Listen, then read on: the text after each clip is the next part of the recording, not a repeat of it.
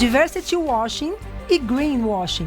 Duas palavrinhas que ganharam força para chamar a sua atenção contra eventuais tentativas de enganação.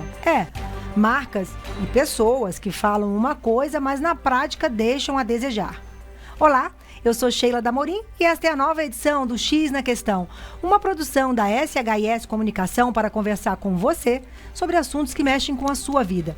E hoje, aqui no estúdio do X na Questão, estão dois integrantes do nosso time da SHS, a jornalista Isabel Sobral e o publicitário Beto Sábado. Sejam muito bem-vindos aqui com a gente para debater por que esta cobrança, esse movimento fiscalizatório e o alerta que o greenwashing e diversity washing trazem para as empresas e para o mundo de hoje.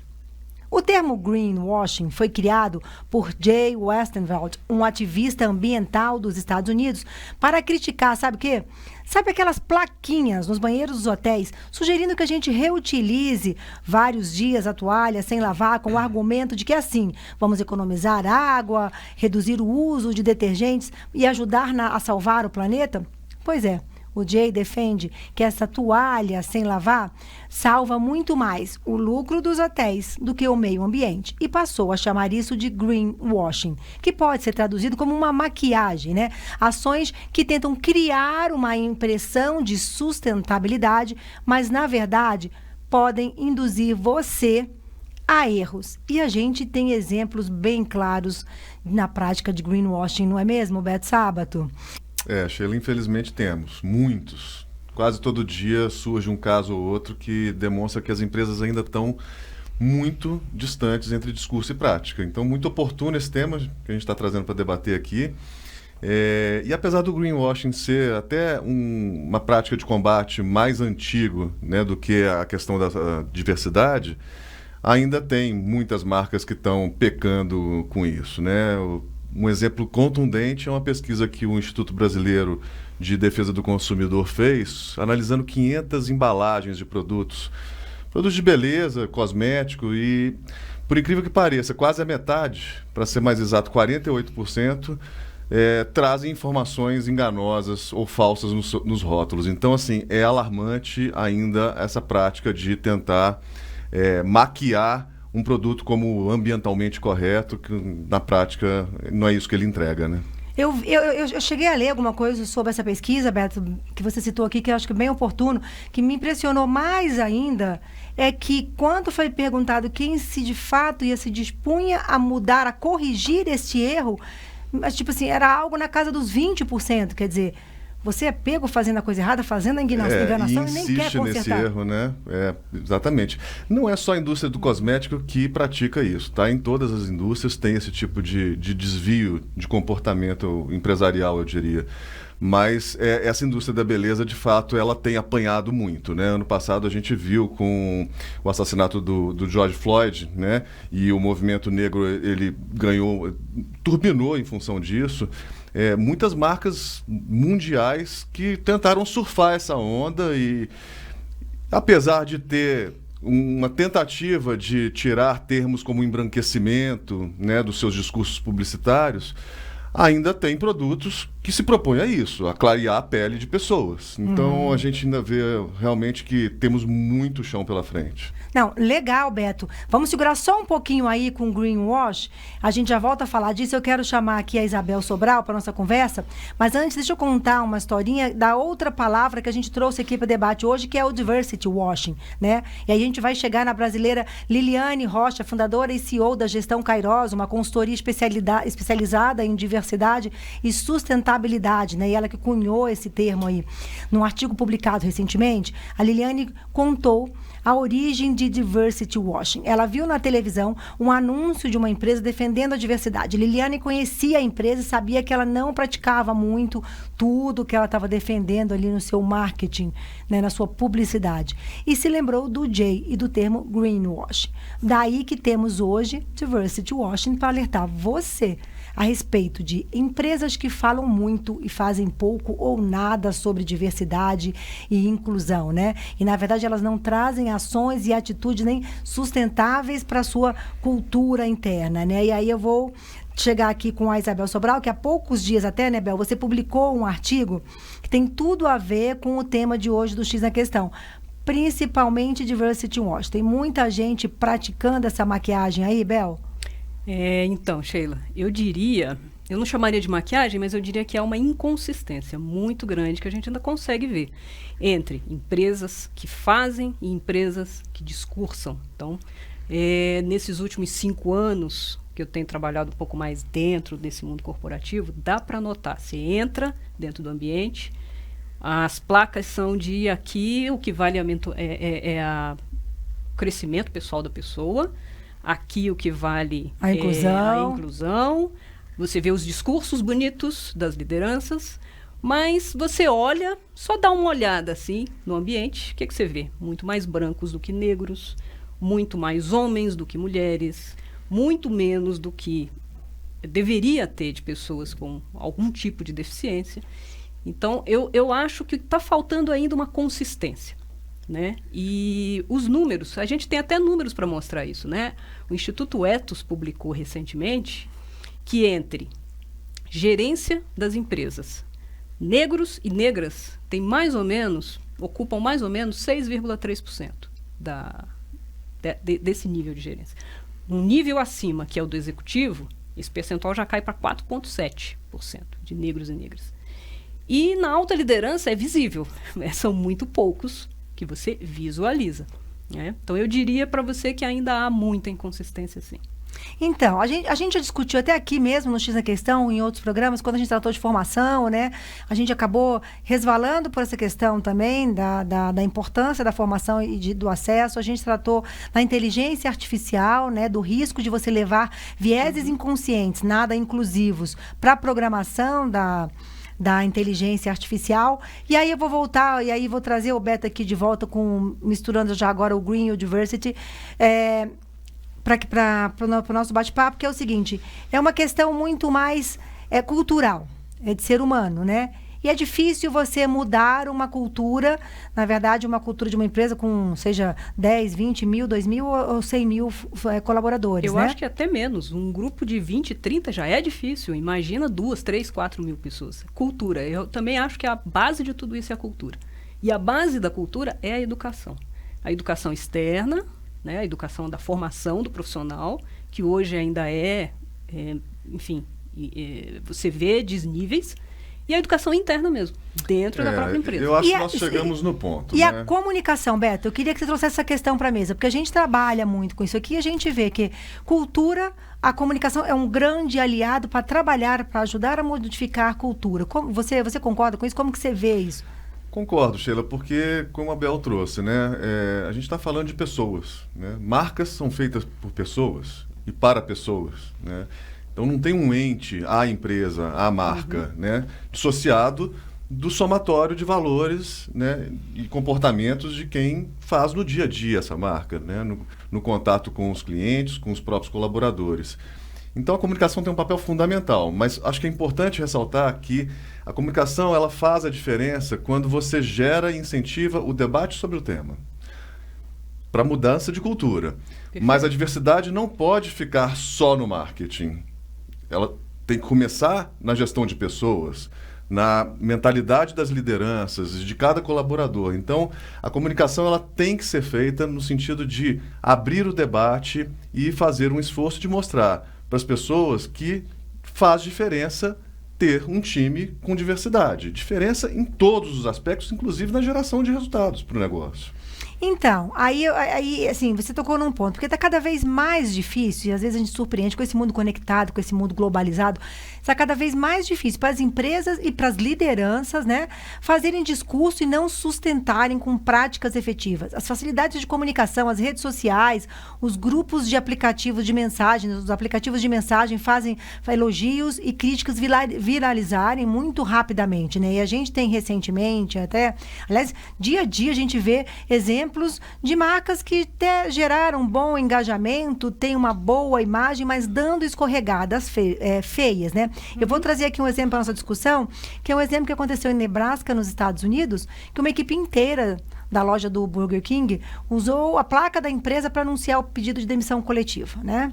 E ali nas redes sociais, as pessoas que foram demitidas alegaram, denunciaram maus tratos e dizer que tinham assédio. A gente pode até dizer que são ações isoladas, se a marca vinha de fato praticando. Mas como então uma marca aí, não só essa, outras, né, que defende, que tem de fato isso na cultura, dá espaço para que esse tipo de comportamento se manifeste, né? Fica difícil conter, controlar, ou cultura é uma coisa que você de fato faz ela prevalecer independente do tamanho da sua empresa? O que vocês acham disso? Eu acho que a cultura ela tem que ser vivenciada. Eu acho que é aí que vai fazer a diferença. A comunicação, como você disse, faz toda a diferença, a comunicação interna, para que todo mundo saiba e conheça, mas a vivência da cultura dentro da empresa é que vai fazer a diferença. A liderança tem um papel fundamental nisso. Além de discutir, além de ter aquele belo discurso, tem que agir, tem que ter ações que também promovam o engajamento e a diversidade, e também as ações de meio ambiente, de defesa do meio ambiente. Você tem que vivenciar. Sem dúvida, Bel. E Sheila, você trouxe um exemplo de uma marca que eu diria que é ousada, né, no seu posicionamento, pró-equidade, pró-diversidade, e traz esse tipo de situação nas suas campanhas publicitárias.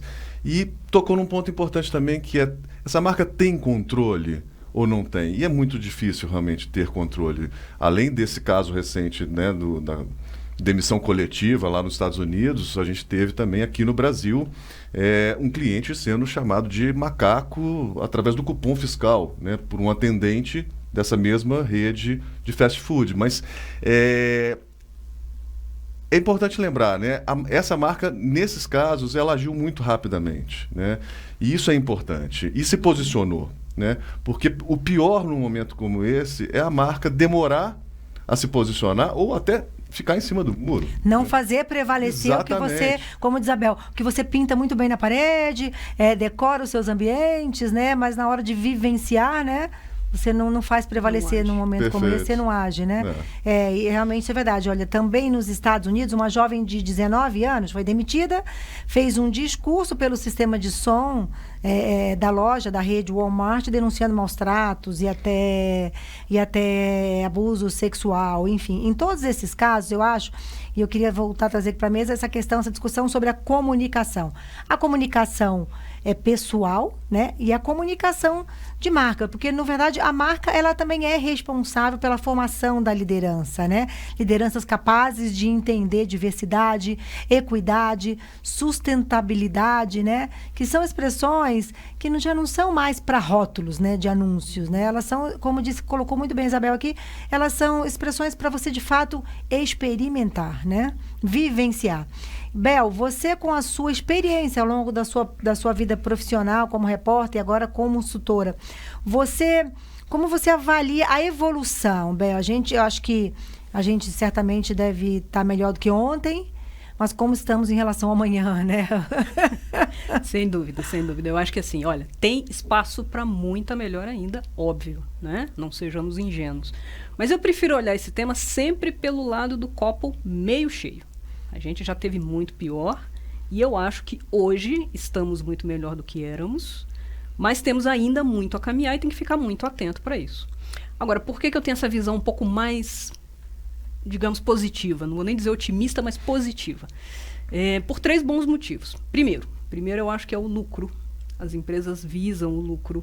E hoje, os temas sociais, ambientais, diversidade, geram resultado financeiro. Seja no financiamento, que o próprio mercado financeiro foi quem deu espaço inicial aí há uma década, né, com os financiamentos para o ESG, que agora está famoso. Seja o engajamento do seu colaborador, que ele vai trabalhar muito melhor, muito mais feliz, muito mais produtivo. Seja o seu cliente, ele vai estar muito mais engajado em comprar o seu produto. Então, gera retorno financeiro. E isso é uma linguagem que as empresas escutam. O segundo motivo é a própria nova geração. Eu acho que elas têm um poder de influência muito grande para que todos os outros também sigam, e para eles é natural isso, né? A geração Y, milênio, enfim, que está aí no mercado agora, de trabalho, para eles o propósito é uma coisa muito séria. Então, não só de vida, mas de trabalho. Eles querem trabalhar num lugar onde eles vejam propósito, onde eles vejam engajamento, e a diversidade e o meio ambiente são causas importantes para eles. E o terceiro é exatamente o que a gente discutiu aqui como base, a transparência e a comunicação. Acho que hoje a gente deu avanços, deu passos gigantescos nesse ponto de estar discutindo. A gente está aqui discutindo esse tema. O assunto é discutido dentro das empresas em algum cafezinho, em alguma reunião, mesmo que ainda podia melhorar, mas está sendo discutido. O ápice, para mim, vai ser quando a gente tiver esse tipo de assunto dentro de um bar. Conversa de bar. Está todo mundo discutindo diversidade. Vamos melhorar. Civilizadamente, né? Civilizadamente. Que a gente tá Claro, na época dos extremos, né? Dos polos. Que, aliás, a Abel colocando aqui, eu fiquei pensando, a gente tem muita coisa, tem muito washing pra gente fiscalizar aí, né? A gente tá num momento, sobretudo, politicamente, a gente poderia até dizer que a gente tem um election washing aí pra ser muito atento, né? Vem aí eleições, no ano que vem. Uma eleição que já tá na rua de forma super antecipada, né? É verdade. Pois é, e aí a gente pegando, vamos até trazer o nosso election washing aí também, a importância dessa fiscalização, pegando esse ponto que a Bel falou, que é a mudança de mentalidade das gerações, que essa geração mais nova é mais fiscalizatória, mais vinculada a valores, né? Os valores que ela defende, busca marcas que realmente representam o propósito que combina com elas. E aí, Beto, você que com sua larga experiência na área financeira, que a Bel também trouxe aqui nessa fala dela, e na área de comunicação, tá o meio perfeito, né? Tá o ambiente, tá a combinação perfeita, porque você tem de dentro das empresas pessoas que são colaboradores, que também representam essas gerações, você tem do lado de fora consumidores, que também representam essas gerações, são pessoas, quer dizer, ficou mais difícil, então, agora, ficou mais apertado o cinto, Sheila, em torno. Não tem como não avançar, não é possível? Não, avanço existe, eu concordo com a Bel, a gente vê aí muitas empresas fazendo um dever de casa importante, mas é um trabalho de formiguinha, né? E o resultado ele vem no médio e no longo prazo. Não tem jeito. Podemos acelerar isso? Podemos, mas infelizmente a gente ainda tem uma cultura muito impregnada de preconceitos, né? De racismo estrutural. E isso não se muda da noite para o dia. Mas a gente tem que fazer o nosso papel. Então, esse papel não é das marcas. De novo, eu vou falar assim, a responsabilidade é de cada um de nós, né? E independente do nível hierárquico, se você é liderança ou está no chão da fábrica, não importa. É a consciência de cada um em coibir uma piada preconceituosa, né? Quantas vezes a gente defende teoricamente a questão da igualdade, da diversidade, mas tem um preconceito incutido que a gente muitas vezes não enxerga, né, que é preconceituoso.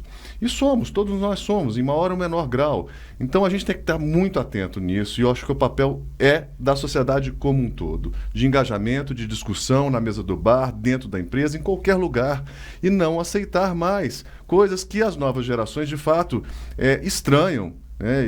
Tem muita coisa que a gente discute, mas que para as novas gerações não fazem o menor sentido essa discussão, né? E isso é positivo, isso já é um termômetro aí de uma certa evolução. Então, e na política, como você trouxe, né, um desdobramento aí de estarmos atentos à lavagem de imagem de candidatos, e isso também não é incomum, muito pelo contrário, tem sido uma regra, isso tem que ser combatido, né? A gente tem visto aí nas últimas eleições um índice de abstenção e de voto brancos e nulos altíssimo. Isso é um sinal muito ruim também de descrença no processo e na imagem dos candidatos que se propõem a nos representar, né? Eu vou resgatar aqui uma palavra sua, quando você fala do preconceito, que a Bel também trouxe essa palavra num determinado momento da fala dela, assim, porque a própria origem da palavra, né, assim, é verdade, você tem um conceito, você tem um conceito antecipado de alguma coisa, que nada diz que não tem nenhum problema de você mudar, né? Depois que você reavalia ou depois que você conhece. Você conhece, olha com outros olhos, vê a visão do outro, né? E aí eu vou trazer eles. Quando a gente vem com esses conceitos já pré-concebidos para um meio de eleição, que eu quero juntar aqui agora nossas 3 palavrinhas, que é quando o greenwashing e o diversity washing vão deixar de ser uma defesa de um valor ou de um propósito, mundo sustentável, diversidade, para se vincular a teses políticas. Ou seja, aí Você vai deixar de discutir a questão que está realmente por trás para saber se o meu conceito precisa ser reavaliado ou não, para simplesmente carimbar determinados temas em determinadas correntes políticas de A, B, e aí polarizar o tema. Vocês acham que o crescimento desses termos, essa vontade que a gente tem como pessoas, como seres humanos de evoluir, a combinação disso com o meio eleitoral vai tumultuar ou não? Vai piorar ou vai ajudar para a gente avançar nesse ponto? Como vocês veem isso? Porque a gente tem em 2022 um ano de eleição que deve pegar fogo, né? Eu imagino que vamos ter polarização, sim. Não vamos ter como fugir disso.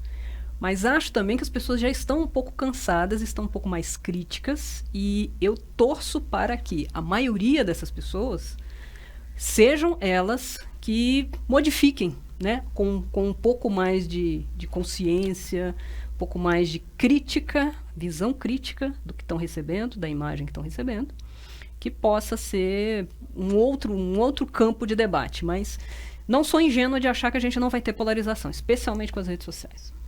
Concordo, Bel. E eu vou trazer um ponto que para mim é muito importante, que é a questão da hipocrisia, né? Se você tem candidatos que assumem as suas posições, ainda que as pessoas discordem delas, mas que tenham clareza no que se propõe a lutar nas causas e bandeiras, eu acho que isso é mais fácil e desejável, ainda que se gere a polarização, né?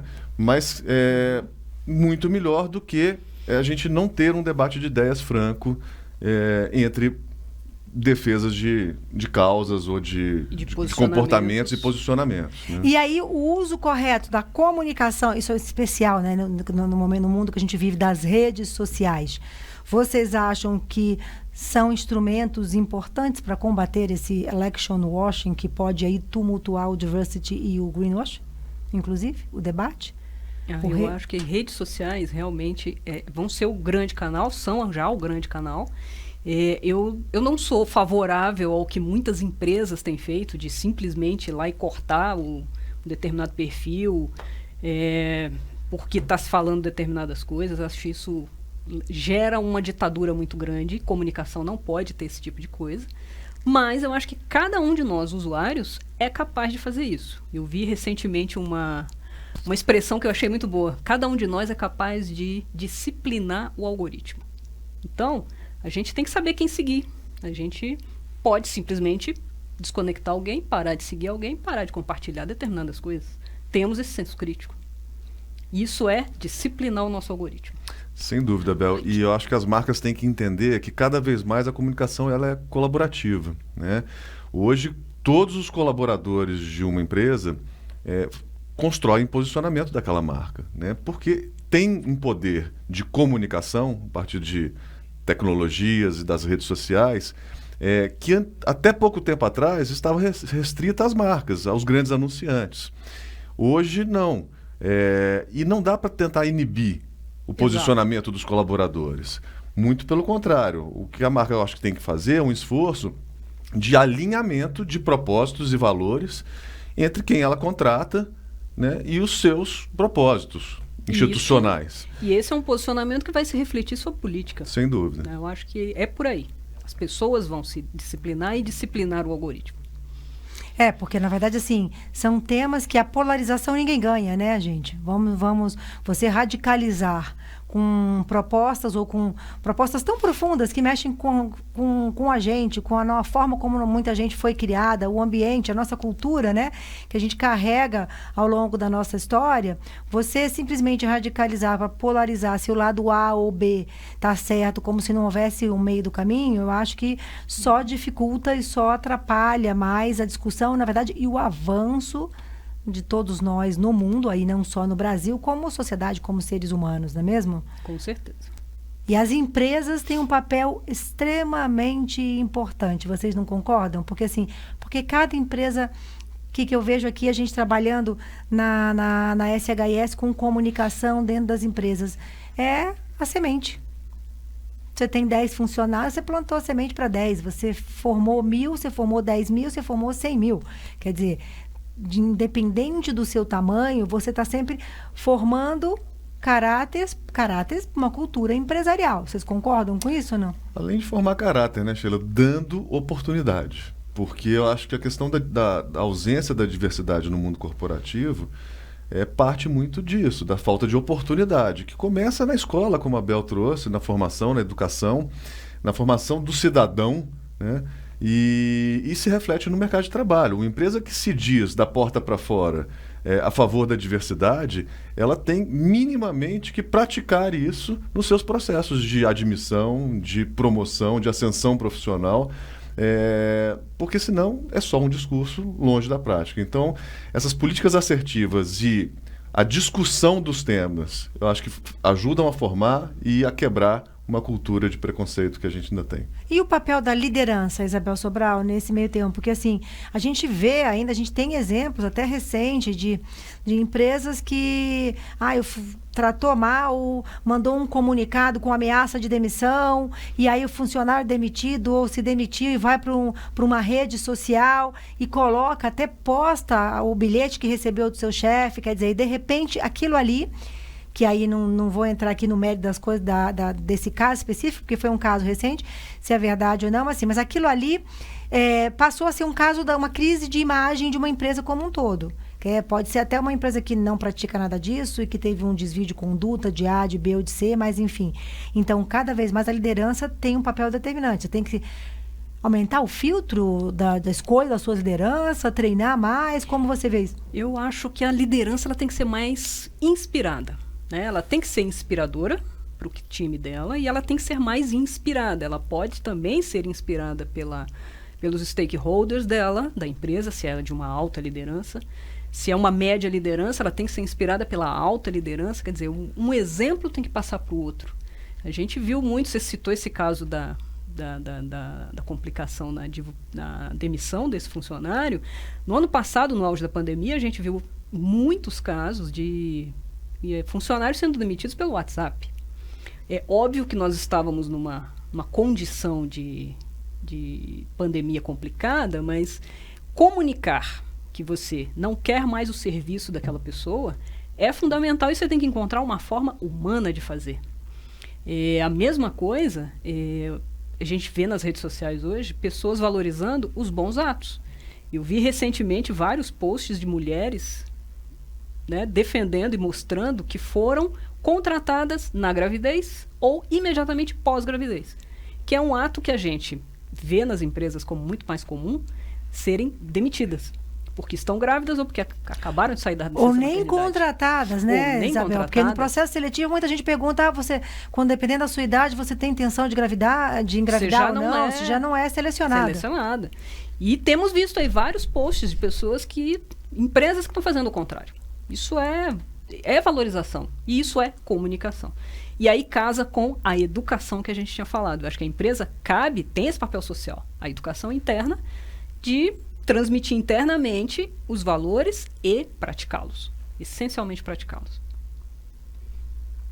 Só complementando, eu acho que é importante lembrar que gestão de pessoas cabe a todos os líderes, né? Tem muita liderança que ainda entende que gestão de pessoas é do profissional de RH. É verdade. E não é. Como a diversidade também, é muito comum que empresas comecem esse movimento criando um comitê de diversidade ou uma estrutura, uma equipe para cuidar de diversidade, o que é bom, porque é um início de movimento, né, de priorização do tema.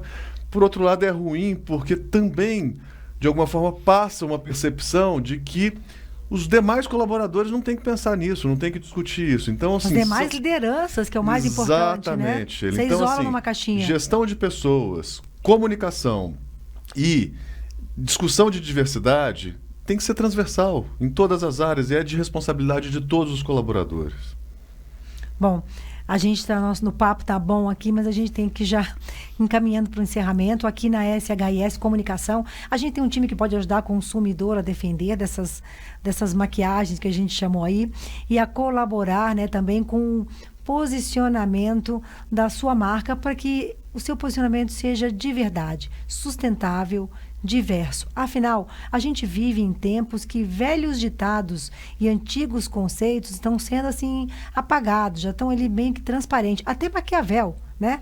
Vai perdendo um pouco da atualidade. No livro O Príncipe, né, que foi escrito em 1513, quando os príncipes podiam quase tudo, Maquiavel disse: a um príncipe, portanto, não é necessário que de fato possua as sobreditas qualidades. É necessário, porém, e muito, que ele pareça possuí-las, né? Hoje, nem os príncipes vivem só de aparência, né?